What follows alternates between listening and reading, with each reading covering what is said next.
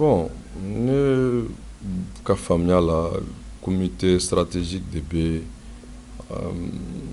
M5 ka engagé o baara hukumu kɔnɔna la désobéissance civile tun kuma fɔra denmisɛnninw minnu bɛ M5 la u wulila ka baaraw waleya parce que komi do jamana ko do bɛɛ ka laɲini jamana ka basigi jamana ka jɔ ka politiki gɛlɛya n delila k'a fɔ ni politiki ko nana politiki fura de bɛ ɲini a la hakilila min taara an bɛ o de ɲɛfɔ nafa b'o de la an ka jamana ye diinɛ jamana do danbe jamana do ni seli surunyara mɔgɔw b'a fɛ ka nafa sɔrɔ seli la an dun ye M5 sigi ni hakilila min ye ne ka faamuya la o ye jamanadenw ka hɛrɛ de sɔrɔ jamana ka basigi jamana ka lafiya jamana ka bɔ gɛlɛya kɔnɔ ni o do a ka kan fana jamanadenw ko min y'u bolo koba ye a kɛra diinɛ ko ye a kɛra danbe ko ye a kɛra faso ko ye o kan ka lajɛ parce que laɲini ye jamana de jɔli ye jamana basigi donc seli surunyara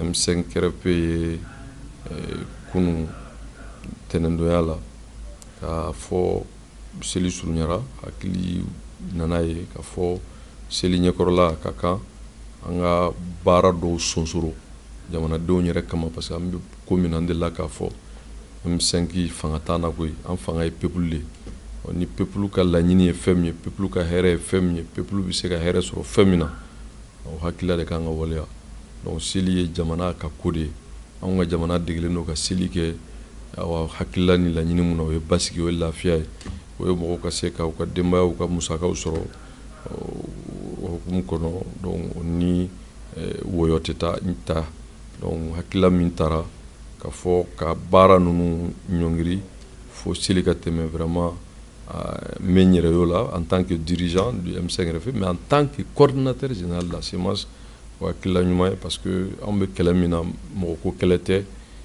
jamana lafiyali jamana basigi jamana maracogo ɲuman ka sanga ni jamana démocratie ni a république ni a laïcité an bolo fɛn o fɛn bɛ se ka na ni hakilisigi ni basigi ye jamanadenw ka hɛrɛ sɔrɔ an b'o de la n delila k'a fɔ n bɛ segin a kan k'a fɔ fɛn o fɛn jamana kari ye ne t'o la fɛn o fɛn jamana ci ye ne t'o la nka fɛn o fɛn kɔni ni kojugu min bɛ jamana kɔnɔ k'a kɛlɛ fo a ka yɛlɛma o kɔni mɔgɔ fɔlɔ min bɛ ɲɛfɛ ne b'o la ni i b'o la a ka kan ni hakilila ɲuman min taara k'a fɔ fɛn bɛ se ka kɛ sababu ye mɔgɔw ka se k'u ka seli musaka sɔrɔ mɔgɔw ka se ka hakilisigi sɔrɔ min ye a politiki ko ye n'o bɛ se ka lajɛ ji ɲɛma jɔlen na yanni seli cɛ bɛɛ b'a kalama k'a fɔ ko caman bɛ sen na nin wagati in na donc ni o fana kɛra ka sɔrɔ hakilisigi bɛ yen adamadenw fana ka u ka diinɛ ko yɔrɔ seli ye diinɛ ko de ye jamanadenw n'i ye jamana jate 198 a bɛɛ ye silamɛ ye bon vraiment surtout nin tile tan fɔlɔ min n'an bɛ don a kɔnɔ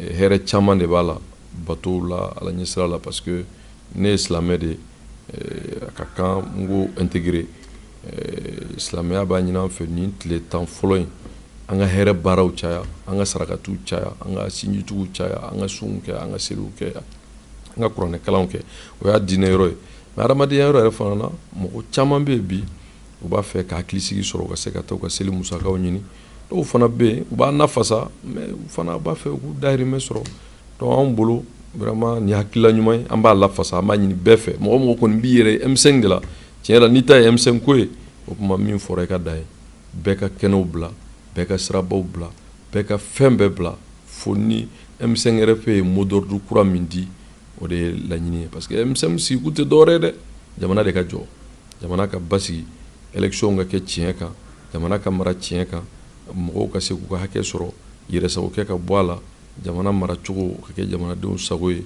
wa min ye sariyaw ye o ka waleya i tɛ se k'o fɔ e yɛrɛ ka kɛ sababu ye ka tɔɔrɔ lase jamanadenw ma donc pour nous ni hakilila ɲuman ye an b'a lafasa en tant que responsable de M5 mais en tant que coordinateur général des mouvements associations et sympathisants du chef respecté l'imam Mahmoud Diko a y'a fɔ wagati bɛɛ il va être faiseur de paix fɛn fɛn bɛ se ka kɛ hakilisigi ni basigi kɔnɔ vraiment an b'o lafasa nka nous sommes déterminés aussi vraiment peuple ka se k'a ka hakɛ sɔrɔ ka sɔrɔ a ma kɛ ni tiɲɛni ye parce que vraiment tiɲɛni tɛ jamana si jɔ an ka tiɲɛ fɔ ɲɔgɔn ye nka tiɲɛni ye mun ye o de ye ni jamana yɛrɛ tɛ ka mara tiɲɛ kan donc an bolo bi bɛɛ y'i yɛrɛ n ka faamuya la bɛɛ y'a faamu bi k'a fɔ jamana jɔli, jamana basigi, jamana lafiyali, o de kan ka kɛ bɛɛ haminako ye.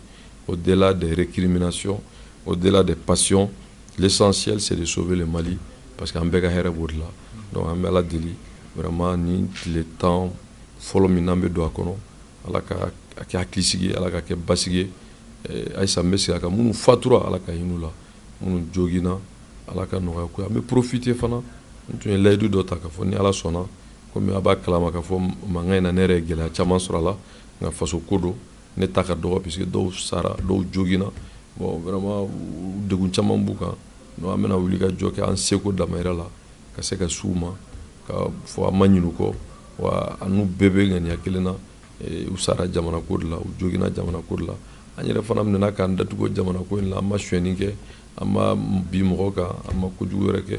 Donc an bolo a man kan an k'an sigi, jamana ka ci, a ka kari, o bɛ jamanadenw kun ka kari ɲɔgɔn na, maa si ka hɛrɛ t'o la. Nka an tɛ se k'an sigi fana, jamana ka to mɔgɔ dama dɔ bolo, o ka kɛ yɛrɛsagokɛ, o fana tɛ se ka ɲɛ. Donc mais a ka kɛ basigi kɔnɔ, a ka kɛ ɲɔgɔn faamuya kɔnɔ, a ka kɛ tiɲɛ kan. Bon o baara ninnu na ne bolo vraiment ni tile 10 in mɔgɔw ka kɛ hakilisigi kɔnɔ, u ka se ka taa u ka jagow la, u ka se ka t'u ka baaraw la, adamadenw ka se k'u ka musakaw sɔrɔ parce que seli ye koba ye an ka jamana kɔnɔ. Donc M5 RFP a dirigeants kan ka f'o la, an yɛrɛ fana b'o hakilila kan. Ni a fiyɛ n tɛ kasɛrɛ sa, moi je suis pas dans cette logique ka bi mɔgɔw kan, mɔgɔ dɔw bɛ yen u bɛ ka sira da dɔw ɲɛ, mais parce que n'i ye jama bɔ mɔgɔ sugu bɛɛ b'a la. Dɔw bɛ yen vraiment avec tout le respect, mɔgɔw bɛ yen c'est des gens u b'u profiter citation bɛɛ la, mais M5 RFP militant tɛ se ka sira da mɔgɔ ɲɛ ka wari minɛ mɔgɔ la, tɛ se ka mɔgɔw bali u ka tɛmɛ, mais an ka laɲini b'a ni fanga de cɛ. Donc jamanadenw de bɛ bɔ ka anw soutenir, olu de bɛ taa manifestation, n'olu tɛ anw kɔ anw tɛ foyi ye. Donc an tɛ se ka kɛ sababu ye k'olu tɔɔrɔ, mais nin bɛɛ mago bɛ communication na, o de y'a to nin wagati in na ne yɛrɛ kuma nɔgɔya. Parce que moi je vais vous dire quelque chose, moi je l'ai dit, n tɛ fara mɔgɔ ka jamana ci, tɛ fara mɔgɔ ka jamana jeni, tɛ fara mɔgɔ kan ka tasuma don jamana na. Anw bɛ min kɔ n'o y'anw ka cheick ye, n'o ye anw ka référence ye, c'est l'imam Dicko. Ça on est clair là-dessus. Imam Dicko ye min fɔ anw ye, anw bɛ baara kɛ n'o de y'anw ka légitimité ye. An kana sɔn ka taa don jamana na, an kana sɔn ka jamana kari, an kana fara jamana karila kan, nka an kana sɔn jamana ka to tiɲɛnikɛlaw bolo. Bon o bɛ se ka kɛ mɔgɔ, comme il a dit, on peut être fort sans être violent. On peut être fort sans être violent. On n'a pas besoin de violence. Non, violence c'est l'arme des faibles. Et puis la violence là, ça ne résout pas un problème. On a diɲɛ bɛɛ la k'a fɔ on est fort. Mais à quoi bon de créer une situation où mɔgɔw dɔw bɛ profiter o la ka tiɲɛni kɛ. Mais désobéissance civile yɛrɛ kan ka faamu. A kan ka kɛ contexte mun na, a kan ka kɛ lahala mun na, olu kan ka fɛrɛ, u kan ka walawala. Parce que il ne faut pas que mɔgɔw ka biri anw kɔfɛ ka tiɲɛni kɛ. Moi je n'accepterai jamais ka don logique kɔnɔ. Peut-être siran dɛ, mais moi je m'assume. Mais je me dis min ye k'a fɔ an bɛ politique kɛlɛ la, an bɛ politique kuma de fɔ ka politique solution ɲini pour l'intérêt du pays. Ne delila k'o fɔ fɛn o fɛn bɛ M5 kɔnɔ, a kɛra a tɔnkulu ye o, a FSD o, a CEMACI o, a MK o, a parti politique kelen-kelen bɛɛ o, nin si tɛ jamana ko de ko don. Jamanadenw de y'a ye bi jamana maracogo man ɲi.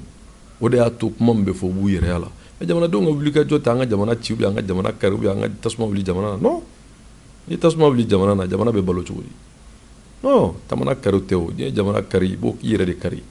Mais mɔgɔ bɛ bɔ k'i ka hakilila fɔ fo k'i ka laɲini sɔrɔ ka sɔrɔ i ma jamana kari, i ma taa don jamana na, i ma jamanadenw faga, i ma jamanadenw kunci.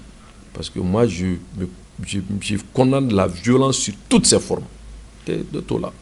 Mais ni kuma min fɔra, a fɔra ni hakilila min ni laɲini min o de bɛ fɔ mɔgɔw ye. Parce que ni mɔgɔ ta kun ye k'i bɛ M5 ko de la, M5 ko ka bɔli jɔ, i b'a jɔ. Maintenant ni mɔgɔ min bɔra la, i b'i yɛrɛ ka ko de la, donc ça n'engage pas M5. Et nous allons jamais, en tant que CEMAS, nous inscrire dans une dynamique de violence, jamais. Anw min ye référencier mɔgɔ min ye, c'est un faiseur de paix. Anw ka légitimité ye mɔgɔ min ye, il s'est toujours soucié du bien-être, de vivre ensemble et la bonne gouvernance, en l'occurrence le chèque, de respecter l'éclair l'imam Mahmoud Dicko. Donc, en bonne logique de là, en tant qu'entité politique, en même temps là, on est membre fondateur, on est dirigeant, mais on est aussi coordinateur général. la sémence. Donc an bolo fɛn o fɛn n'o bɛ kɛ a ka kɛ hakilisigi kɔnɔ a ka kɛ basigi kɔnɔ sans aucune violence, je dis bien sans aucune violence, nous on est partant. Mais maintenant mɔgɔ bɛ bɔ ka sira da mɔgɔw ɲɛ ka mɔgɔw raqueter, on condamne, on se désolidarise. Non, ne delila k'a fɔ n bɛ segin k'a fɔ an yɛrɛ dama de don koyi. Ne de maliyɛn an bɛɛ bɛ ɲɔgɔn dɔn, an bɛ se ka bɛn a la o.